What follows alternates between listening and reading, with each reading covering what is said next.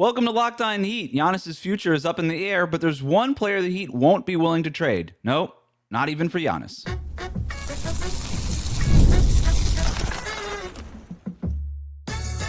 You are Locked On Heat, your daily Miami Heat podcast, part of the Locked On Podcast Network, your team every day. All right, welcome to Locked On Heat, your daily podcast on the Miami Heat, part of the Locked On Podcast Network, now the #1 sports podcast network. Whether you're tuning in on YouTube or on your favorite podcast app, thanks for making Locked On Heat your first listen every day. Join the Cookie Gang, become an everydayer. That means subscribing, tuning in every day, Monday through Friday, signing up to the Locked On Heat Insider community using the text line with the link in the show notes. Today's episode is brought to you by FanDuel. If you want to be right in the middle of the action this season, visit FanDuel.com and place your NFL live bets all season long. I'm Wes Goldberg, host of Locked On NBA Daily and Real GM Radio, and credentialed Heat media member who covers this team every day. My co-host, David Ramil, is on vacation, so a solo episode for me today. We have a ton to get into. We're talking all things Giannis. Let's start with this report. ESPN reporting that Giannis is mulling his future with the Milwaukee Bucks earlier this week. The player and his agent, Alex Saratzis, are having conversations with the team and discussing whether his best fit is in Milwaukee or elsewhere. So that's the report. We'll talk about Miami's best potential trade package and the one player who is off the table, even in a Giannis trade. We'll talk about all that here in a second. But let's start first with how we got here, because I think this context matters when it comes to Giannis and thinking about what he wants going forward. And the Milwaukee Bucks are a mess. This, you could argue, started when they waived Damian Lillard and signed Miles Turner, let Brook Lopez go, and the Athletic's Eric Nehm, who covers the Bucks for them and has been all over this, even reported over the summer that, hey, Milwaukee's pitch to Giannis, understanding that this had kind of been brewing for a little bit, questions about Giannis's future. Their pitch to Giannis was, hey, listen, we're probably not going to contend for a championship this year, but we'll be competitive. We'll bring back guys like AJ Green and Kevin Porter Jr., who were playing well for us last year. Ryan Rollins is coming back, and he's taking a leap this year. And that sort of, and we'll get Miles Turner and that, like, getting younger at that center spot. That was sort of the vision that they're pitching to Giannis. Don't leave. We're probably not going to compete for a championship this year, but we'll be competitive and we'll start building something for this next era of Milwaukee Bucks basketball, which obviously Giannis would be in the center of. Well, they haven't even been competitive. The Bucks stink. And this really came to a head Monday night when the Bucks lost to the Washington Wizards. Giannis starts deleting posts that were related to the Milwaukee Bucks from Instagram and social media and all this. And then it's all sort of led to this report that now Giannis and his agent is having conversations with the front office about what to do next. And this had been brewing for months now, right? There was the report over the summer that Giannis had maybe approached the Bucks about exploring a trade with potentially the New York Knicks here. The extension is coming up for him, and that's another big decision that Giannis has to make. So everybody around the league has been looking at this Giannis situation, wondering, is he going to be the next superstar to ask out? And if Giannis does ask out, that is a superstar of superstars in the middle of his prime. I don't know that we've seen a player potentially available. I'm not including Luka because nobody knew he was available. A player that this caliber available since Kevin Durant went to the Warriors. What Giannis would mean for the trade market would be huge. And him moving in the league would be, it would be moving tectonic plates. That's the kind of player Giannis is, even at this stage. He's 30 years old. Some injury history, certainly to worry about, for sure. Hasn't finished the last few playoff series. Is dealing with a calf strain right now that's going to sideline him 2 to 3 weeks. But it's still Giannis. It's still Giannis. So that's how we got here. It was a series of bad moves by the Milwaukee Bucks, talent misvaluation. When Giannis now looks around that locker room in Milwaukee, I don't think he feels any type of loyalty, certainly not the loyalty that he would have felt in 2022 to that championship team, right? Drew Holiday, not there anymore. Chris Middleton, not there anymore. Mike Budenholzer, there's several coaches removed from him. And now when Giannis looks around the Milwaukee Bucks locker room, he's not looking around there and A, I don't think he feels the same sense of loyalty that he did to those guys.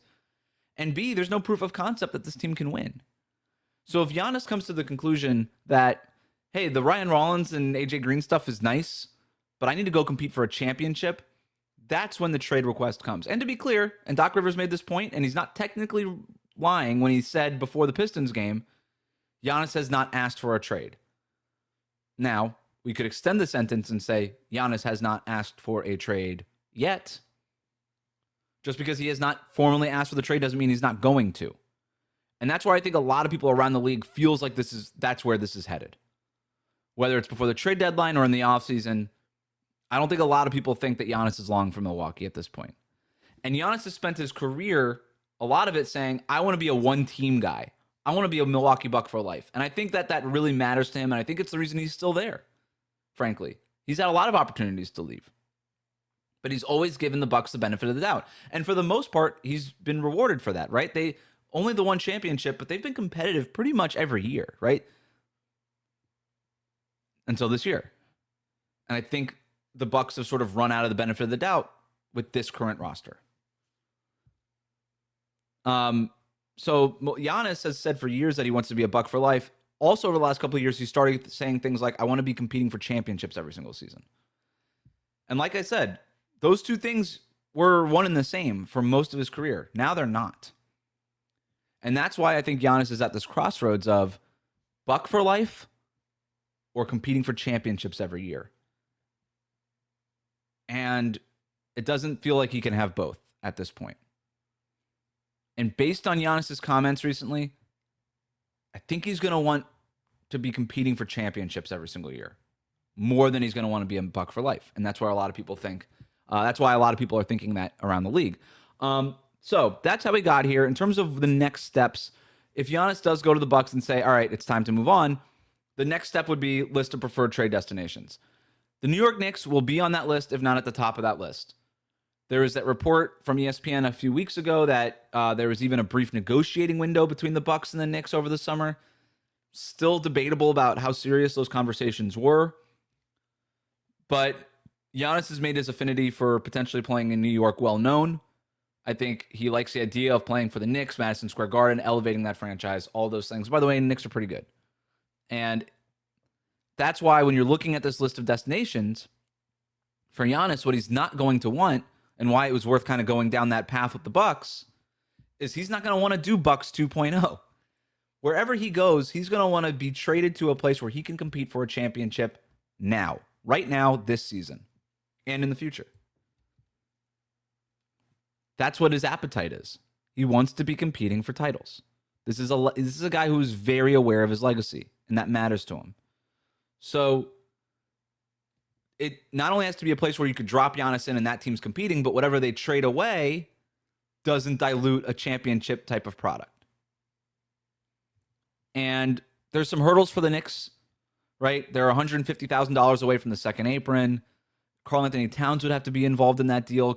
Is Towns the kind of player that Milwaukee wants post Giannis? Could they flip Cat to another team and maybe get more assets back? The Knicks only have, I think, one first-round pick that they're able to move, plus some swaps because of the Mikal Bridges trade. There's some pieces there. I wouldn't take the Knicks off the table, but there's definitely hurdles to them getting that deal done. It's not easy. The Oklahoma City Thunder have to be mentioned because they're always going to be mentioned because they have all of the assets and young players that any team in Milwaukee's position would want in exchange for a superstar player.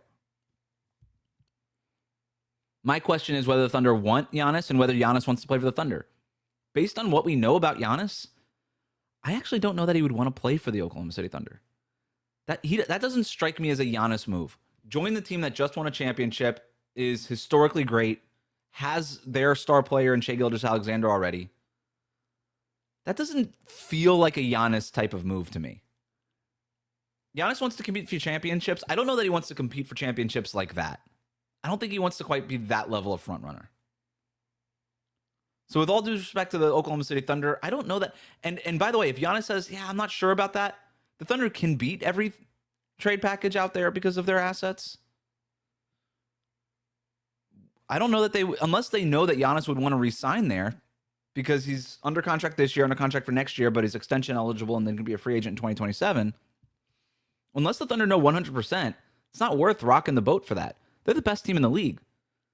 Like, the risk doesn't match the reward, right? You're not going to make your team worse for a player who might only be there for a couple of years, where you have this entire pathway forward to just be a championship caliber team for the next 10 years if you don't do this trade. So I'm just going to take the Oklahoma City Thunder. I'm going to put them over here. I don't really think that that's an option, as much as people want to talk about it. I don't think it's really an option. Golden State Warriors have been after Giannis for years. They'll be on this list. Steph and Giannis is a basketball dream on the court as a fit. The Warriors have been not so secretly plotting ways to get Giannis since Kevin Durant left for Brooklyn several years ago. I know when I covered the Warriors, they had internal conversations of, would we move Draymond and Klay Thompson in a Giannis deal? Now, the Warriors, I think, are taken off the table a little bit here because they kind of made their move for Jimmy Butler last season. Jimmy and Giannis make the same money. I don't think Milwaukee wants Jimmy Butler back for Giannis because then you'd have to reroute Jimmy to a third team, and as we just saw last trade deadline, not a lot of takers for Jimmy Butler around the league right now. They could do something like Draymond, Kuminga, plus Podziemski and a first or a couple firsts or whatever they have left. All right, if I'm Milwaukee, it feels like we can beat that pretty easily from some other team. The Mavericks have to be on this list. Jason Kidd coaches the Mavs. Him and Giannis still have a great relationship. So if Giannis says, I want to play for Jason Kidd again, somebody who he credits for getting him to where he is in his career, I think they have to be considered. That would include trading Anthony Davis, multiple teams involved likely because AD would probably get flipped to another team. It's complicated, not impossible. Dallas also doesn't have a ton of stuff to give, but something like Anthony Davis going to a third team, assets going back to Milwaukee, plus Derek Lively and Max Christie, could that get them in the door of Giannis potentially? The Atlanta Hawks are talked about a lot because they have the Trae Young piece. Could they do Trae Young plus that New Orleans Pelicans / the best of the New Orleans Milwaukee pick? Could that plus Trae Young? That's interesting to me. If I'm the Bucks, does Giannis want to play in Atlanta? TBD. And then the Spurs are another team that's mentioned all the time. The idea of pairing Victor Wembanyama with Giannis and just wrecking the rest of the league. I understand why that's interesting for some people. I personally don't want to see it. I want to see Giannis in a bigger market. I want to see Giannis on kind of his own-ish kind of team. And mostly, I just want to see the Spurs keep Victor Wembanyama and this group that they have and let Wemby have his own team. But they have a ton of assets, first-round picks. If they were to include somebody like Dylan Harper or Stephon Castle or something like that, that would get them. That would be a very intriguing package if I'm the Milwaukee Bucks. So they also have to be on this list as well. The Miami Heat. The Miami Heat have to be on this list. We'll talk about that, plus what the Heat can offer and which Heat player is off the table next. Today's episode is brought to you by DoorDash. The NBA season is heating up, and DoorDash has found the perfect way to keep fans in their bag all season long. Whether you're watching for the highlights, your fantasy team, or just your favorite player, DoorDash makes every game night even better. DoorDash is the official on-demand delivery platform of the NBA, and they're celebrating with something called the Bag Drop. Every time an NBA player scores 50 points in a game, DoorDash drops 50% off your order with Dash Pass the next day, and you're automatically entered for a chance to win the ultimate fan bag. We're talking player-inspired drip, exclusive gear, and stuff you'll actually want. I love that it's not just food. You can get everything from snacks and drinks to headphones, ice, even socks, all delivered. DoorDash has you covered for late night highlights, last minute watch parties, and double overtime fuel ups. So next time somebody goes off for 50, use the promo code NBA50 the next day to get 50% off your order with Dash Pass, plus your shot at the bag drop. Dash Pass members only, 50% off up to $10 the next day after a 50-point game with the promo code. Terms apply. No purchase necessary. Ends April 13th. Open to U.S. residents 21 or older. Visit DoorDashInYourBag.com for full details. DoorDash in your bag all season long.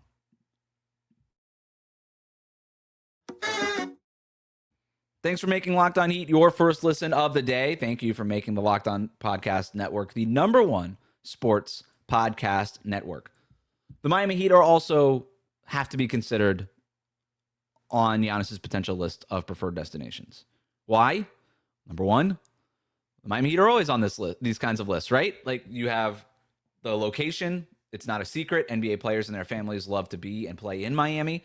And it's also the track record of the organization, the track record of this franchise, maximizing superstar players, whether it's LeBron James or even Jimmy Butler, who never won a title, but got further than I think anybody anticipated when Jimmy signed here in 2019, going to 2 NBA finals within a shot of making 3 NBA finals. So the Heat have the track record.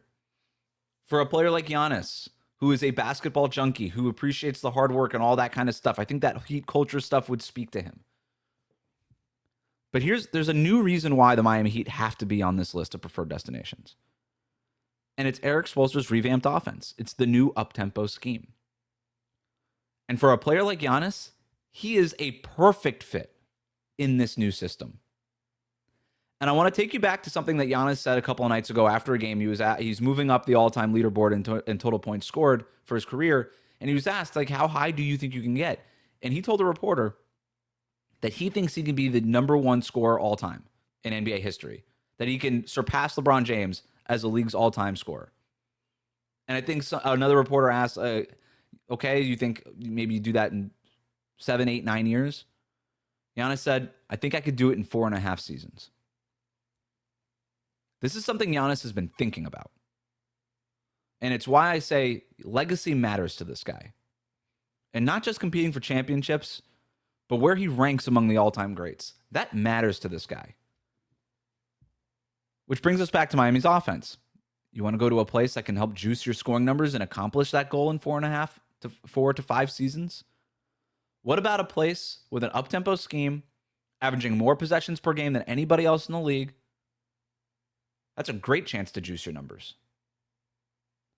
A team routinely scoring 120 plus points without Giannis. Imagine that team with Giannis.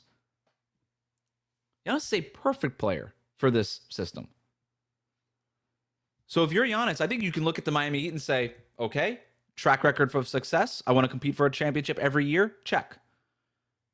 Location me and my family will enjoy. Check. Market. Check. And now this new fourth reason. That system is a system that star players, a lot of star players at least, including Giannis, would love to play in. Check. So I think the Miami Heat will have to be on this list if we get to a point where Giannis is submitting a list of preferred destinations to the Milwaukee Bucks front office. And at that point, it's up to the Bucks to figure out, okay, we have a list of preferred destinations. We're going to work the phones and we're going to get the best offer we possibly can. So what can the Heat offer in that sense? So here's what the Heat have available. We'll start there. They can trade up to 2 first-round picks, 2029 and 2031. They have the contracts that you're going to need to get up to Giannis's $54.1 million. You have to get something close to that in order for salary matching. They have the contracts Tyler Hero, Norm Powell, and Andrew Wiggins. You'll need 2 of those 3 guys to be included in a Giannis trade. They have the young players, Kel'el Ware, Jaime Jaquez Jr., Nikola Jovic, Kasparis Jakubonis, Pelle Larsson. Some good young players. What they don't have right now is Terry Rozier. Because Rozier's contract is still essentially frozen by the NBA as they sort out what they're going to do in regards to the gambling investigation and how they're going to handle all of this. Right now, Rozier is away from the team and his contract is frozen. There's nothing that he can do with it. If the league were to allow the Heat to include Terry Rozier's contract in a trade, then that his $26.1 million in expiring salary, that could go up there with Hero, Powell, Wiggins in terms of chunky salaries that they'll need to include in a Giannis deal. So I just said it's 2 of Hero, Powell, Wiggins. If the league allows the Heat to include a Rozier contract, then it's 2 of Hero, Powell, Wiggins, Rozier. And Rozier is the worst player and obviously the biggest sort of stay away of that group in terms of the player. But in terms of a contract, that's actually pretty interesting if you're Milwaukee because Powell, yes, is expiring, but you'd probably, if you're Milwaukee, maybe you try to flip him to another team because of his age. And Hero is, he's not expiring. Wiggins could be expiring, but he has a player option next year, so TBD on what he's going to do about that. Rozier is a clean expiring salary. If you traded for him, you probably wouldn't ever bring him to Milwaukee. You'd probably just let him stay home. I think you probably have to, depending on what's going on with this gambling investigation. He's not going to play for you, in other words.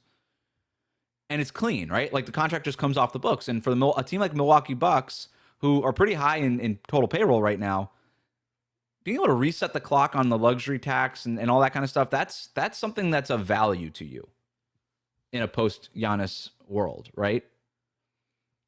So that's that part. And then you also have, people locally talking about, would the league kind of apologize to the Heat and award them a compensatory pick because of this whole mess with Terry Rozier?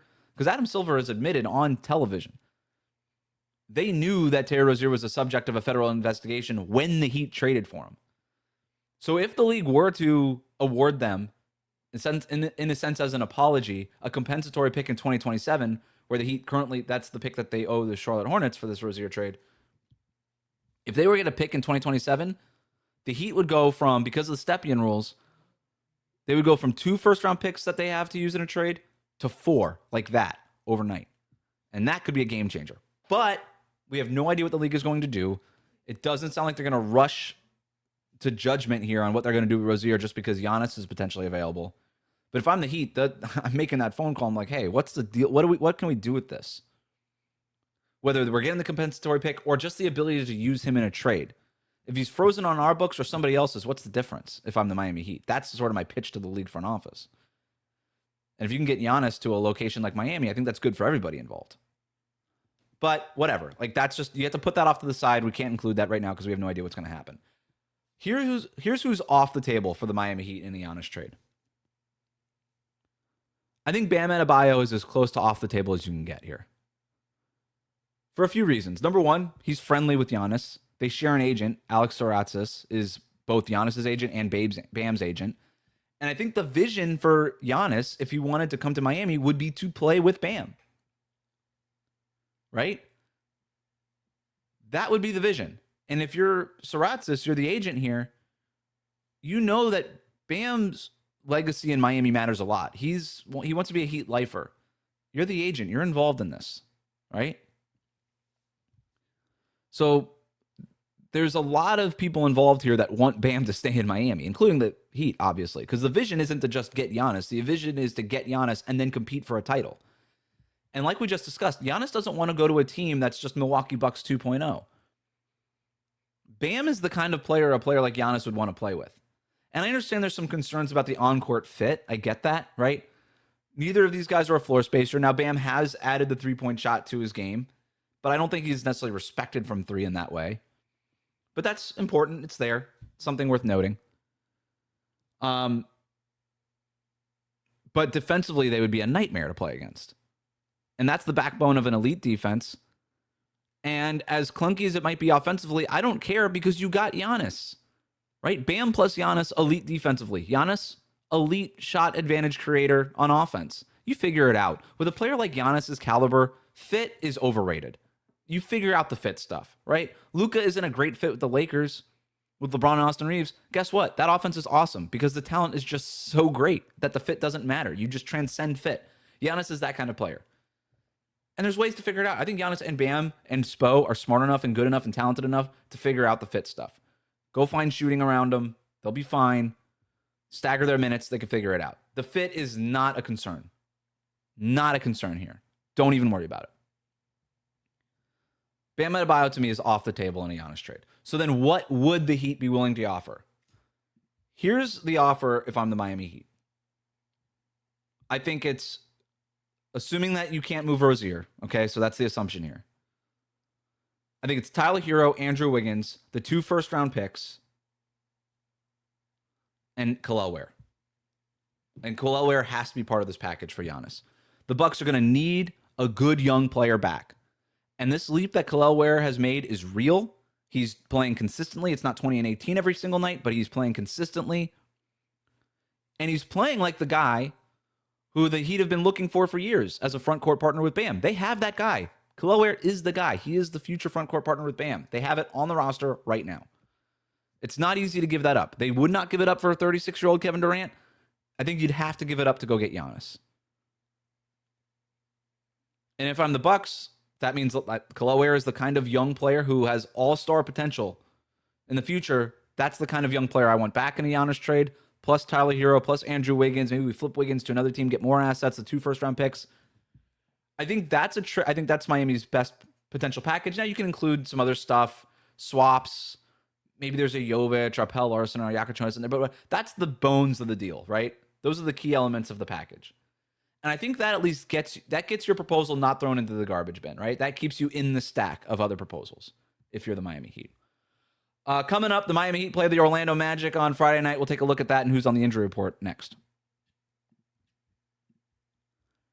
Today's episode of Locked On Heat is brought to you by FanDuel. NFL Sundays move fast. One big play and suddenly everything feels different. That's what makes live betting with FanDuel so exciting. You're not just watching the game, you're reacting to it in real time. With FanDuel, you can place bets as the action unfolds. Every drive, every momentum swing, every highlight moment. Live betting is best when the game starts to shift. A receiver gets hot, a defense tightens up, or the momentum flips after a turnover. FanDuel lets you jump into that moment. Live spreads and money lines adjust instantly. Player props update as guys heat up. You can bet next touchdown scores, drive results, totals, and more. It keeps you locked into every snap, every drive, every possibility. And for the NBA, the Heat are 5.5-point underdogs on the road in Orlando tonight. We'll talk more about that matchup here in a second. But if you want to be right in the middle of the action this season, visit FanDuel.com and place your NFL live bets all season long. FanDuel, the game moves fast, so can you. Welcome back to Locked On Heat. Thanks for making us your first listen every day. Looking ahead to tonight's game against the Magic, let's take a look at the injury report here.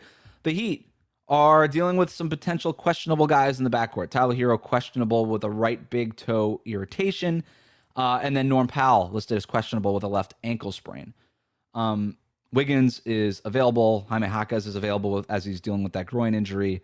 Nikola Jovic, Kashad Johnson, Pelle Larsson, all available right now. So really the only questions for Miami, Tyler Hero and Norm Powell. Big questions, right? That's your starting backcourt alongside Davion Mitchell, who's available. If they don't have them, that's tough. It's going to be tough to compete with this Orlando Magic team. For the Magic, Paolo Banchero is questionable. That's a significant development for the Orlando Magic. The last time these teams played, Orlando beat Miami 125-121. That was the opening night of the season. Now, since then, both teams 7-3 in their last 10 games. These are two of the top 7 defenses by defensive rating in the league.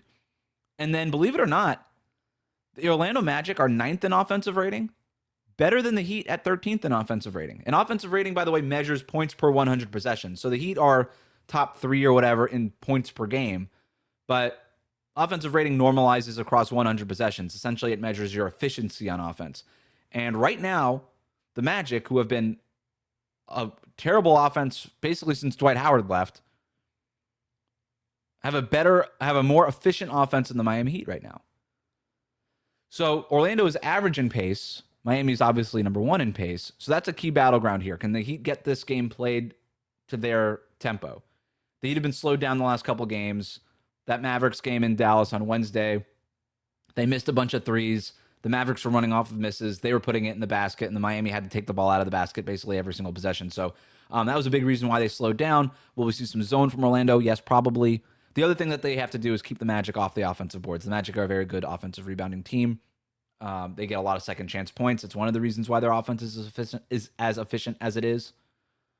But the Heat, since they've gotten Bam back in the lineup and since Kel'el Ware has been playing like this, they've been a much better defensive rebounding team since then.